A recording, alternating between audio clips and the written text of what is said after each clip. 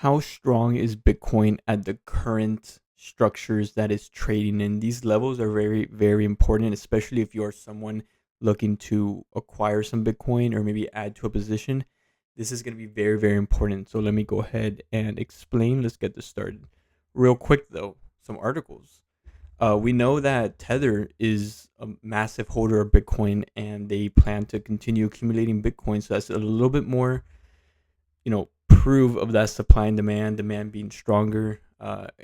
States, governments, entities are just acquiring Bitcoin like crazy at these discounted levels. And we had Trump speak at the crypto event. Nothing new. He didn't really. He just reassured everyone that he is very confident and wants to keep, making progress with Bitcoin. And we know that he doesn't really like central bank stable coins. So maybe uh, a lot of the stuff he's doing is better for a lot of these entities, and for example, Tether to become even stronger. That's just a guess right there. And then we have the Bitcoin supply and demand. The amount of demand keeps increasing. We see Bitcoin, the amount of the remaining supply just keeps lowering over time as less Bitcoin is being created over time. It is strong. It's strong, but when it comes to the short term, right? What can we be looking for? And it's a little bit better to explain the bigger picture, right?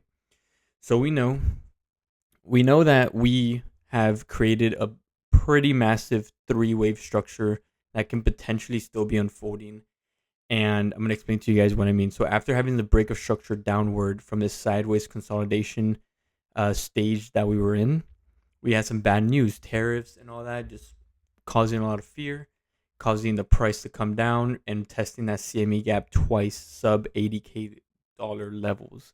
But now within this new, discounted structure, we have. I'm not gonna put it out. There's too much stuff on here, but we have a first wave, second wave, and third wave as a potential, WXY pattern, and it's very, very interesting to look at this last wave because, yeah, sure, we could say that it bottomed out here, but this low is very shallow compared to the previous low. It's very, very shallow, which still gives the possibility of Bitcoin having a deep discounted, you know, dip once again back into sub 80K levels, potentially even low 70s. The reason being is because, this wave right here is very shallow compared to the dip that we had right here. So we can see further prices and how that can unfold is potentially the third wave is still in progress because we still don't have a bullish, and I'm going to get into that in a moment, the bullish confirmation for higher prices. We don't really have that just yet. But if you pay attention to this last wave, it kind of unfolds as a larger overshooting B wave at that point because we have the start or the start of the wave happened here, but we have massive fluctuations. We had a three-wave structure to complete the first wave of the final third wave. So this is the first wave down. We're still on that potential second wave. And then when this one tops out, we got to really pay attention on any potential supports that we see because if those supports fail, we can see that, last wave on the final third wave of this overall structure form and come down. So first one is in, second one is in, third one is unfolding more aggressively, much more lengthy and larger fluctuations. So we have the first wave here for the last one, and then we're still in the progress of that potential second wave, and then a third wave down, which can bring us below this low right here. So that's just a wave structure to look at, and this all depends on rather supports hold or don't hold, and that's the big question: how strong is Bitcoin? So as of right now, we've seen Bitcoin rally very aggressively before and post the FOMC meeting that happened right here, and then it popped up. Once it popped up, it broke past the previous support, which was a very important area to look at, and it came all the way up to this resistance area, trying to complete this third wave right here. So finding resistance here, coming back down, we have the retracement of this entire move right here. We're finding support there. Also, the 120 moving average is holding quite strong, which means if this were to continue, if we can still see enough momentum forming it, push it back higher up into this area, max it out, and finally reach this area here. This will be a very important resistance area, indicating that the second wave of the overall third wave is topping out. And then we could potentially see it come down and have an aggressive retracement. And at that point, really, the retracement can be, let's say it reaches 91,000. The retracement could come all the way down to test this resistance, which can act as future support for the bigger wave. And we can see roughly 85 to like 86K as a low. At that point, if this breaks and it can't find support at that area, then we're looking at high possibility of that aggressive final wave completing, bringing us down into sub 80K levels one more time. So the big question is, how strong is Bitcoin at current levels? That depends on the 120.